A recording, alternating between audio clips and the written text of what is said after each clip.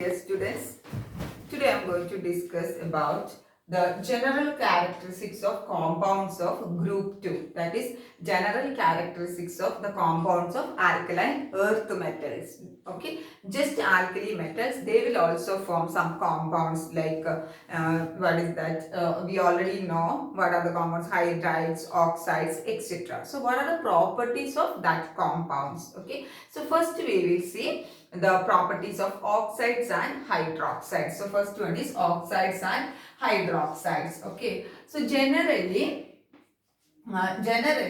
most of the alkaline earth metals form the oxide of the type MO. MO type. MO type means what? Metal oxide. That means we know what are the group members of alkaline earth: beryllium, magnesium, then beryllium, magnesium, calcium, strontium, barium, etc. Okay. So they will form the metal oxide type MO. M means the metals like beryllium, magnesium, etc. So for example, I will write magnesium oxide.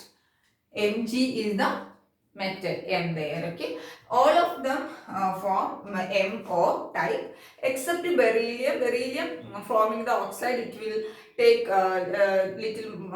it want more energy for the formation of beryllium oxide, but it will form beryllium oxide, that is BeO, it will form, but not very much fast as the other members of the group. Okay, so all of them form the oxides which type MO type. M is the metals. Metals means beryllium, magnesium, calcium, strontium, barium. Anyone you can take and you can write. Okay, and most of the these oxides except beryllium oxide. Beryllium oxide form is amphoteric. Beryllium oxide amphoteric means what? It can react with acidic substances and also with alkaline substances. Amphoteric substances means what?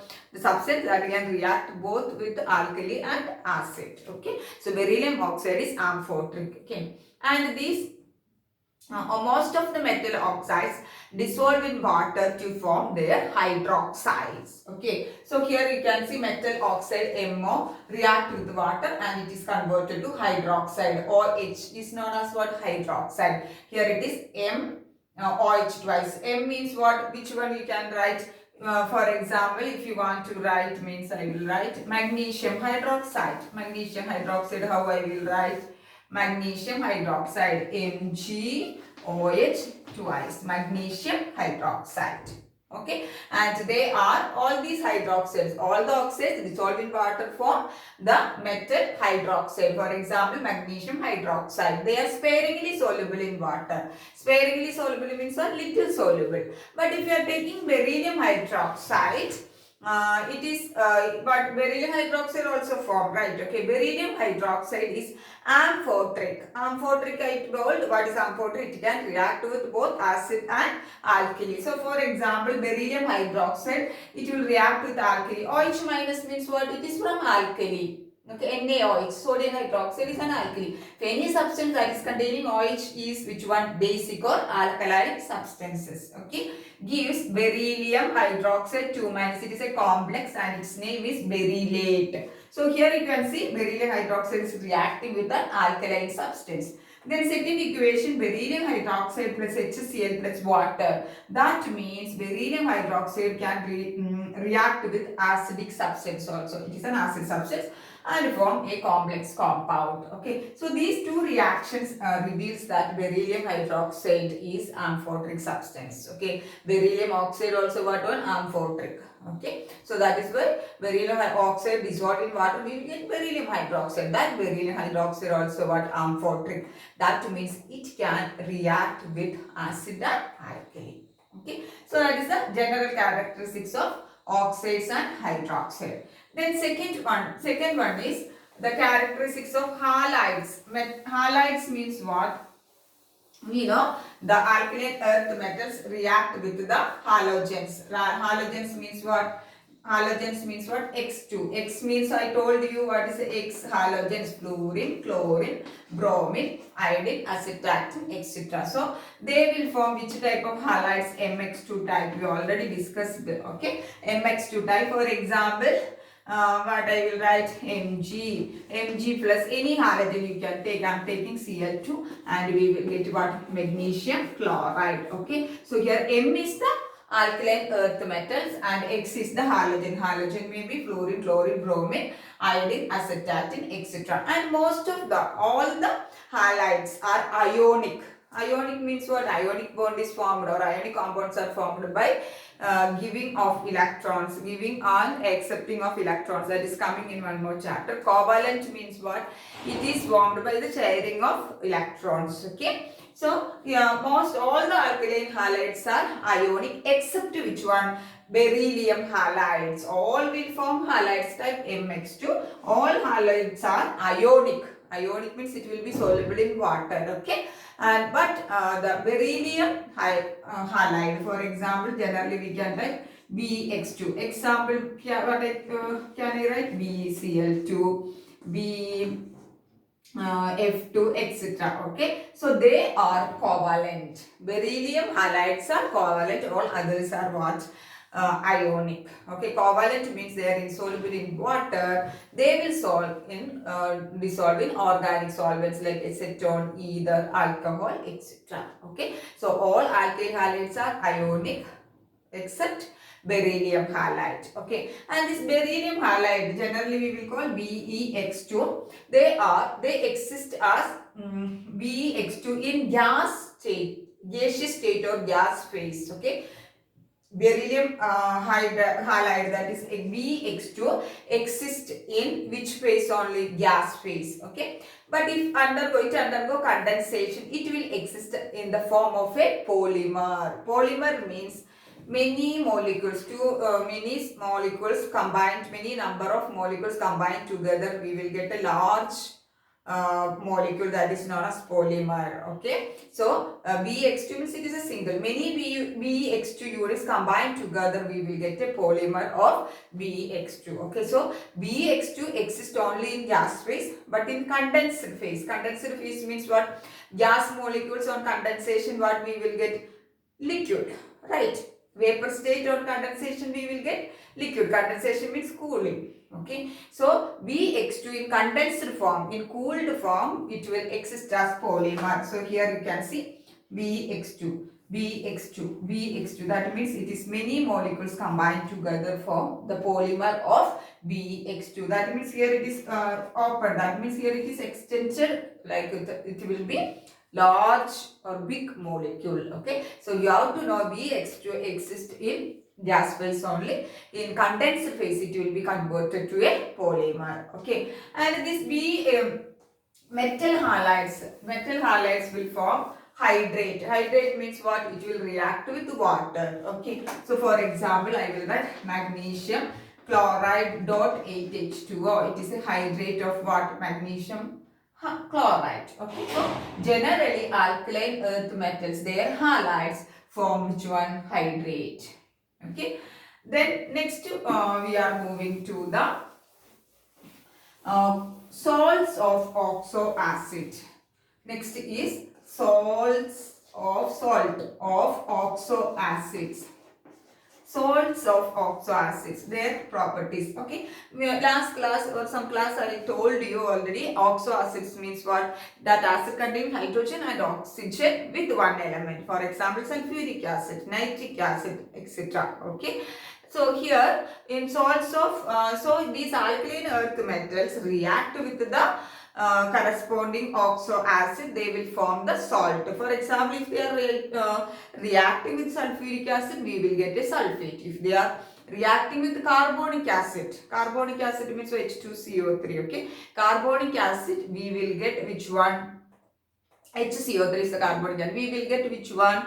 Carbonate. Okay, so like that with HNO3 means what? We will get nitrate. Okay, so first we will take the carbonates. Salts of oxo acid, first it is given in your syllabus, carbonates. Okay, so they are carbonates, that means they react with the carbonic acid and we will get the carbonate. Okay, so they are carbonates are soluble in water. Okay, carbonates are what? Soluble in water. Okay, then it's carbonates means what? For example, we can write, I will write MgCO3. Ca, CO3, etc. are the carbonates of which one? The alkaline earth metals. Okay, and the carbonates are less soluble in water, not very much soluble, less soluble in water. Okay, and in presence of carbon dioxide gas, it will be more soluble because they will form bicarbonate ion in presence of carbon dioxide. This is the bicarbonate ion. Okay, so their carbonates are generally sparingly soluble or little soluble in water, but in presence of carbon dioxide they are soluble in water to form carbonate ion. Okay, for example, carbonate, magnesium carbonate, calcium carbonate, etc. are the examples. Okay, then second one is sulfates. How sulfates are formed? Sulfates are formed when the alkaline earth metals react with what? Sulfuric acid. Okay. So example for sulfate, magnesium sulfate, calcium sulfate, magnesium sulfate, calcium sulfate, etc. Okay, they are soluble in water. Okay, and their solubility, beryllium sulfate, magnesium sulfate are readily soluble in water, and their solubility decreases from which one? Calcium sulfate to barium sulfate. Beryllium and magnesium sulfate, they will soluble easily, but if you are taking calcium sulfate and barium sulfate, they will be little soluble in water. They will also form what? Hydrated salt, that means MgSO4 dot 7H2O is an example. Sulfate also converted into the hydrated form by reaction with water. Okay. Then next, if you are taking nitrate. Nitrates means nitrates are formed by treating the carbonates with dilute nitric acid. Okay. So the carbonates of group 2 alkaline earth metals, carbonates of alkaline earth, magnesium carbonate, etc. is there, calcium carbonate. We have to treat them with dilute HNO3. Okay, dilute HNO3, we will get which one? The nitrate. Okay, we will get the nitrate. Okay, and these nitrates are what? They will decompose on heating. These nitrates, they will decompose on heating, and we will get corresponding oxides, metal oxides, then nitrogen dioxides and oxygen, etc. Okay, so I will write, they will form the metal nitrate. For example, MaNO3 twice, metal nitrate. For example, what we can write? Calcium nitrate. Calcium nitrate means how we can write? CaNO3 twice. Okay, so metal nitrate, that on heating we will get metal oxide. Corresponding, which metal we are taking? Corresponding metal oxide plus NO2 plus O2 will be formed. NO2 means what? Nitrogen dioxide, then oxygen. I didn't balance this equation. Just I want to tell you what are the products formed when heating the metal nitrate. For example, if you are treating calcium nitrate, just I am writing calcium nitrate. What are the product formed? Calcium oxide will be formed, then nitrogen dioxide will be there, and oxygen will be formed. Okay, so nitrates are obtained by treating the carbonates with dilute HNO3. Okay, then these nitrates are unstable. They will decompose on heating to corresponding metal oxides, nitrogen dioxide and oxygen. So clear all of you. So these are the some compounds. They are characteristics of the compounds of group 2 or alkaline earth metals. Next we are moving to the anomalous behavior of beryllium. It's an important topic. Okay, anomalous behavior means if you are checking in the group, any group, okay, first member of the group will show some differences from the other members of the family. We already discussed that in case of alkali metals. Lithium was showing some differences from other members of the family. That is known as what? Anomalous behavior. So here if you are checking, we know the elements present in alkaline earth metals is beryllium, magnesium, calcium, strontium, barium, radium, etc. That are the members of the alkaline earth metals. Okay, so beryllium is the first member in this family. So it is showing some differences from the other members of the group. That is known as what? Anomalous behavior of beryllium.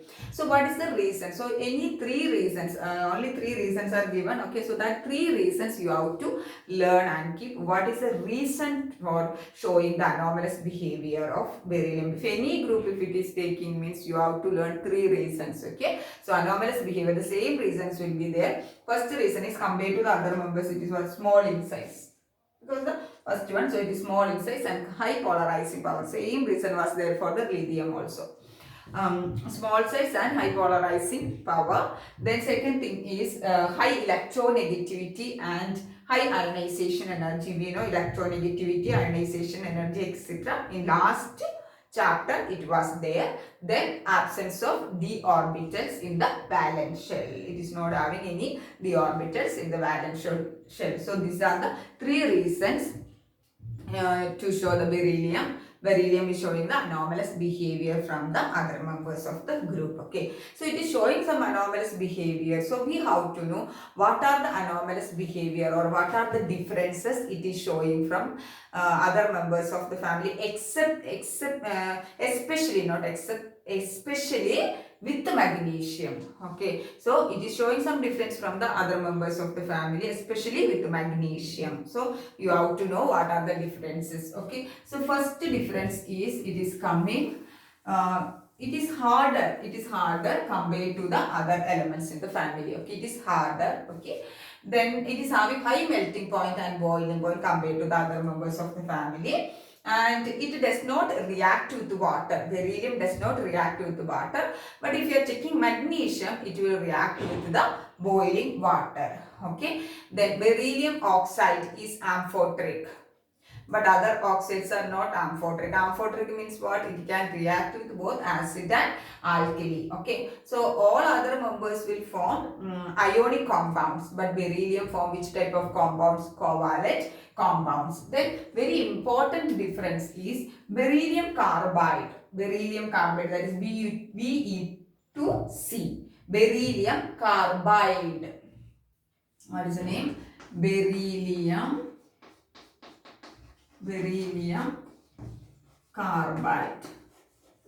Okay, beryllium carbide react with water for beryllium hydroxide is one product, and the second product is methane. What is the formula of methane? CH4. What is the methane? It is the simplest alkane, right? CH4, methane. But other carbides like magnesium carbide, calcium carbide, if react with water it form, and hydroxide will be there, magnesium hydroxide plus C2H2. C2H2 means what? It is acetylene. C2H2 means what is it? Acetylene. Acetylene means CH triple bond CH. That is C2H2, and it is known as acetylene. It is a triple bonded compound.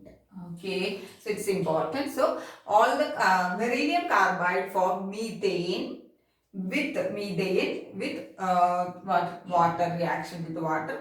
But other carbides from which one? Acetylene with water. Okay, that is a main important difference. Okay, so these are the differences. Okay, with or anomalous behavior of beryllium with the other members of the family. Okay, so next we are moving to the diagonal relationship between beryllium and aluminium. We know what is diagonal relationship, right? So if you are checking the family, beryllium, magnesium, I'm writing only two because I want only beryllium, magnesium. Okay, so beryllium is in which period it is coming? It is coming in the second period, and it is coming in the third period, right? Next member. So the next group, if you are taking after beryllium, boron is coming. It is having the atomic number 5. Beryllium is having atomic number 4. After boron, which one is coming in that group? Aluminium. Okay. In between, what is there? D block is there, but D block is coming. Then next group or period only coming. Okay, not the row of magnesium and aluminium. If you are checking the periodic table, it is coming in which period? Fourth period it is coming. Okay, so after magnesium, in the same period it is coming what? Aluminium. So diagonal relationship means we know the second. In periodic table, the elements in the second period showing some diagonal similarities, showing some similarities to the next diagonal neighbor of the next group of the next period. Okay, third period, next group of the third period. Okay, so here beryllium is there and it is diagonal neighbor is which one? Aluminium. Okay, and it is in which period? Third period, and next group and third period. So you have to know beryllium is showing diagonal relationship with which one? Aluminium. Okay, so beryllium is showing diagonal relationship with aluminium. So what are the similarities between that two elements, beryllium and aluminium? Both form which type of compounds? Covalent compounds. Okay, and they will form the hydroxides also. Beryllium and which one? Aluminium will form hydroxides, and that hydroxides are amphoteric. Amphoteric means what? They can react with both acid and alkaline substances. Okay, and the beryllium chloride and aluminium chloride, their chlorides are beryllium chloride form, beryllium chloride, that is BeCl2. Aluminium form aluminium chloride. Both will form a bridged polymeric structure. For example, beryllium Cl, then beryllium Cl. So if you are checking, it is a bridge. Chlorine atom is acting as a bridge between these two beryllium. So it is a beryllium which is a bridged structure. If you are checking aluminium chloride also, it will exist as a dimer. Dimer means two molecules will be there minimum. That is a polymer. I already told you. Not one molecule will be there. Many molecules combined together. So here I am showing only two. Okay. Aluminium, say chlorine,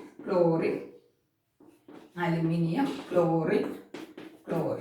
Okay. So it is a bridged structure. This is aluminium chloride. Aluminium 1, 2, 3. This aluminium 1, 2, 3. So aluminium chloride. Okay. So it is forming both beryllium chloride and aluminium chloride will form which structure? Bridged structure. And then after that, very important similarities we know. Beryllium carbide. Just I am writing. React with water, not balance. It will form which one? Beryllium hydroxide plus what was the main product? Methane, CH4.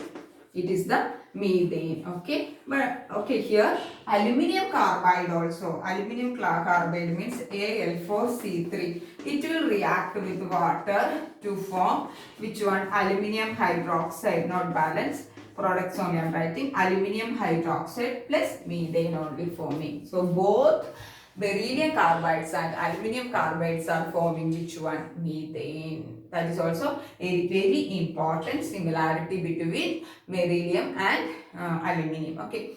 Then we know beryllium oxide and aluminium oxides are which type of substances? Amphoteric substances, right? So amphoteric substances means what? They can react with both alkali and acid. Okay. So for example, beryllium oxide react with HCl, form beryllium chloride plus water, not balanced. Just I am writing to show the products. Okay. So beryllium oxide, it can react with acid. This is the reaction. Okay. Beryllium, then next one is what? Aluminium oxide.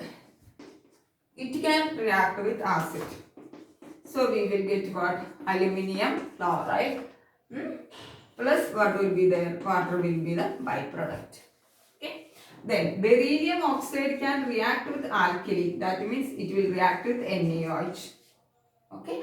And we will get Na2BeO2. Okay. Sodium beryllium oxide. Sodium berylate. Okay. Then aluminium oxide Al2O3. It can react with NaOH. It will form sodium aluminium oxide plus byproduct is water is there in all cases. Okay. So here from these equations it is clear that beryllium oxide can react with acid. This is an acid, right? and it can react with an alkali. Alkali means what? NaOH. It is a basic substance. Okay. Then Al2O3, it can react with acid and it can react with NaOH. Okay. So this also one of the very important similarity. Then both beryllium and aluminium is not attacked by acids. Okay, because it will form a layer of oxide layer, it will form on its surface. Okay, that is known as passivity. Formation of a protective oxide layer on the surface of elements is known as what? Passivity. Okay, so both boron and both beryllium and aluminium will form the oxides. Okay, so that is why it is not very much attacked by the acids. Okay, so clear all of you. So here you can expect what are the reason for the anomalous behavior of beryllium and what is the diagonal relationship with the aluminium, and any three examples for the what is that difference from that group. Okay, this is very important topic, that is important compounds of calcium. Only in your syllabus it is given some important compounds of calcium. Okay, so in that first one is calcium hydroxide. What is the formula of calcium hydroxide? CaOH twice. CaOH twice is known as calcium hydroxide, and it is also known as Slaked lime. Slaked lime. Lime. So what is Slaked lime? Calcium hydroxide. Okay, its preparation, it is prepared by adding water to quicklime, that is known as calcium oxide. What is quicklime? Calcium oxide. Okay, by the addition of water or adding water to quicklime, that is calcium oxide, we will get calcium hydroxide. Okay, only one method of preparation, by adding water to calcium oxide. What is the other name for calcium oxide? Quicklime. Okay, then you have to know some terms in this, that is aqueous solution. That means when calcium hydroxide dissolved in water, okay, we will get it aqueous solution. Any compounds if you are taking its solution in water, it is known as aqueous solution. So aqueous solution of calcium hydroxide is known as what? Lime water. That means calcium hydroxide dissolved in water, that is known as lime water. Aqueous solution of calcium hydroxide is known as lime water. Then suspension of calcium hydroxide in water is known as what? Milk of lime. What is milk of lime? Lime suspension of calcium hydroxide in water is known as what? Milk of lime. Okay, that means if you are taking medicines, what is the suspension? Next year it is there in detail, but I will tell you an example. If you are taking medicines and all, okay, what we can see some particles in the down, okay, and the top part only what? Liquid will be there, but after mixing what it will, we can see only a single phase. Again after long standing, what will happen? Two liquid separation, some precipitate will be there down and liquid will be on the top. That is one example for a suspension. Most of the medicines are in which form? Suspensions. Okay, so suspension of calcium hydroxide in water is known as what? Milk of lime. So two compounds are two names you have to know, that is what? Lime water and milk of lime. Okay, so some chemical properties means calcium hydroxide react with carbon dioxide. Calcium hydroxide react with carbon dioxide, form calcium carbonate plus water. Okay, calcium carbonate plus water. Then these calcium carbonate plus water, if you are passing through carbon dioxide, or we are passing carbon dioxide to it, we will get the calcium bicarbonate. Okay, or otherwise we can say, if you are passing carbon dioxide, if you are passing first carbon dioxide to lime water means calcium hydroxide. Okay, we will it turns milky color, that means milky white color we will get. That is due to the formation of which one? Calcium carbonate. Okay, this experiment for the detection of carbonate we are using in the lab. That is why I am explain once again. I will tell the calcium hydroxide solution. What we have to do? We have to pass carbon dioxide through calcium hydroxide. So what will happen? The calcium hydroxide react with the carbon dioxide and we will get a milky color. That means calcium hydroxide turns into milky due to the formation of which one? Calcium carbonate. Okay, then again if you are passing this one carbon dioxide, we will get a calcium bicarbonate. Okay, Then very important, one more reaction is there. Calcium hydroxide react with chlorine. Chlorine means what? Cl2. We will get calcium chloride plus calcium hypochloride. What is it? CaOCl2 only in the bracket, and it is known as calcium hypochlorite. Okay. This calcium hypochlorite is one of the component used for the preparation of bleaching powder. What is it? Bleaching powder. We know what is the use of bleaching powder. Bleaching powder is using as a disinfectant, right? Okay. So calcium hydroxide react with the chlorine. We will get calcium chloride plus calcium hypochloride. CaOCl2. Calcium hypochloride is the one of the component in the preparation of which one? Bleaching powder. Okay. Then what are the uses of calcium hydroxide? Calcium hydroxide is used in building materials, for the making of building materials, then for making whitewash, and just now I told in the manufacture of bleaching powder. Then in tanning industry. What is tanning industry means? What? Hardening of leather is known as what? Tanning industry. Okay, tanning of the leather means what? Hardening of leather. Okay, so it is also used in tanning industry and in glass, in making glass. That means in glass industry also, which one is using calcium hydroxide. So what is the other name for calcium hydroxide? Silicate lime. Okay. The next important compound of calcium is plaster of Paris. Plaster of Paris. Okay. What is it? Plaster of Paris. Plaster of Paris. Plaster of Paris means what? It is CaSO4 dot half H2O. Okay. So it is the semi-hydrate of what? Calcium sulfate with the semi-hydrate of water is known as what? Plaster of Paris, that is CaSO4 dot half H2O. It is okay. So it is a hemihydrate, half water with calcium sulfate. Okay. It is prepared by heating gypsum. Gypsum means what? Calcium sulfate dot 2H2O is known as what? Gypsum. Don't confuse. Plaster of Paris means calcium sulfate dot half H2O. Gypsum means what? Calcium sulfate dot 2H2O. Okay. So 2 molecules of gypsum we have to take. 2. Okay. We have to heat up to which temperature? 1 to 20 degrees Celsius. Okay. Up to at 120 degrees Celsius, not up to, at 120 degrees Celsius in a rotary kiln. Rotary KIL, rotary kiln. That means it is like a furnace. Okay. So we have to heat calcium sulfate dot 2H2O. What is that? Gypsum. In where? In at 120 degrees Celsius at rotary kiln, we will get the plaster of Paris, that is CaSO4 dot half H2O plus byproduct will be water. So how we are preparing the plaster of Paris? By heating gypsum at 120 degrees Celsius in a rotary kiln. Okay, so we will get which one? The plaster of Paris. So we should maintain the temperature at 120 degrees Celsius. If the temperature is above 120 degrees Celsius, there only calcium sulfate will be there without any water.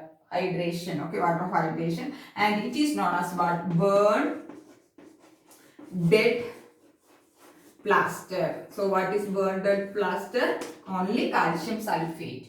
Okay, if the temperature is above 120 degrees Celsius, there will be no water of hydration in the plaster of Paris, and it form only calcium sulfate, and it is, we can call it as burn dead plaster. Okay, then plaster of Paris, we know the setting of plaster of Paris means, if the one properties of plaster of Paris, if you are checking, plaster of Paris, if you are CaSO4 dot half H2O, plaster of Paris, if we added water to it, okay, so it will set and it will become hardened within 5 to 10 minutes. Okay, if you are adding water to plaster of Paris, it will set and it will harden within 5 to 10 minutes. That is due to the rehydration of plaster of Paris. Plaster of Paris means it is only having half H2O. Okay, if you are adding water, it will be converted to what? Rehydration. Means water will be added and it will be again converted or reconverted to gypsum. So this is, we can call, it is what? Setting. So first step it is setting. What is happening? This is our plaster of Paris. Okay, so plaster of Paris, if you are adding water, it will hard and set within 5 to 10 minutes. First, what will happen? The plaster of Paris is converted to gypsum by reconverting into that is known as rehydration. We are adding water to it. So again, so the plaster of Paris is converted to CaSO4 dot to H2O. That is known as what? Our gypsum.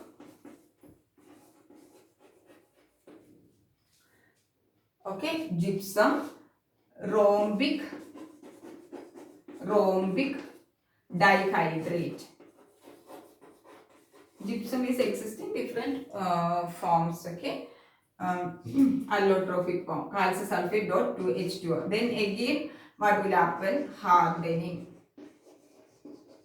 First it is setting, converted to gypsum rhombic dihydrate. Then again it will be converted to, after some time it will be converted to the gypsum only, but it is gypsum monodihydrate, monoclinic dihydrate. That is the allotropic forms of gypsum, different forms of gypsum. So again it will become very hardened.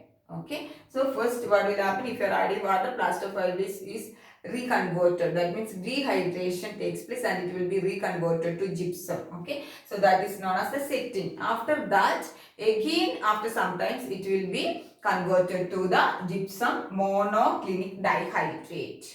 Okay, so it was rhombic dihydrate, then it is converted to monoclinic dihydrate. Okay, so this setting we can, the time for setting we can catalyze or increase by the addition of sodium chloride. Okay, then what are the uses of plaster of Paris? All of you know, if you are going hospital, if any bone broken, means what? Plaster of Paris it will apply right before putting the plaster. Okay, so in setting the broken bones, then in dentistry.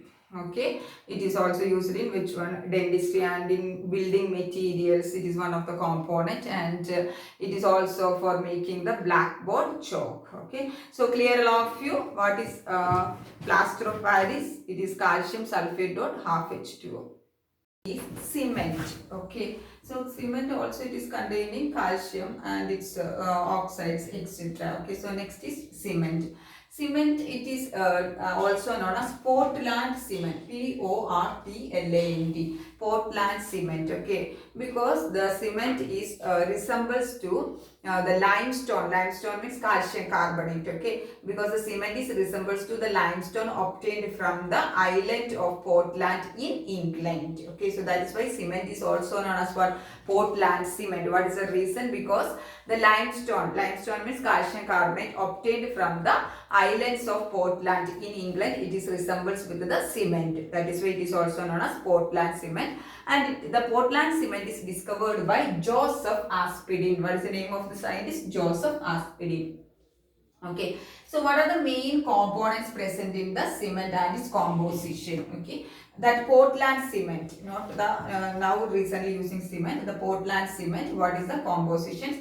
Calcium oxide 50 to 60%, SiO2 silica it is 20 to 25%, then Al2O3 alumina it is 5 to 10%, then other oxides like magnesium oxide 3%, Fe2O3 1 to 2%, and sulfur dioxide is 1 to 2%. So that is the main percentage composition of the components present in the Portland cement. So these composition it is obtained from mainly from 3 ingredients present in the Portland cement.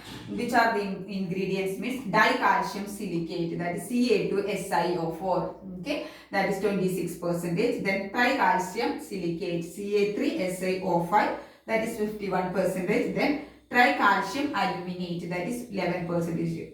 So these are the main ingredients for the Portland cement. From these ingredients we are getting all these compositions, constituents, okay, or components. Okay, Then for a good cement, the ratio of silica SiO2 to Al2O3 will be in between 2.5 to 4. That ratio between SiO2 and Al2O3 will be in between 2.5 to 4 for a good cement. And the ratio of calcium oxide and other oxides means here you can see Al2O3, MgO, Fe2O3, SO3, etc. is there. So the ratio of calcium oxide to other oxide, it will be close to 2. Okay, then only we can call it as a good cement. Okay, then nowadays the cement, the main raw material used for the preparation of cements are limestone and clay. Limestone means what? It is calcium carbonate is known as what? Limestone, and clay mainly it contains silicon dioxide, etc. Okay, so limestone and clay we have to heat, okay, and it will react together and we will get a product that is known as cement clinker. What is the name of the product? Cement clinker. Okay, that cement clinker, that is limestone plus clay, if you are heating, we will get a cement clinker. That cement clinker we have to mix it with 2 to 3% gypsum.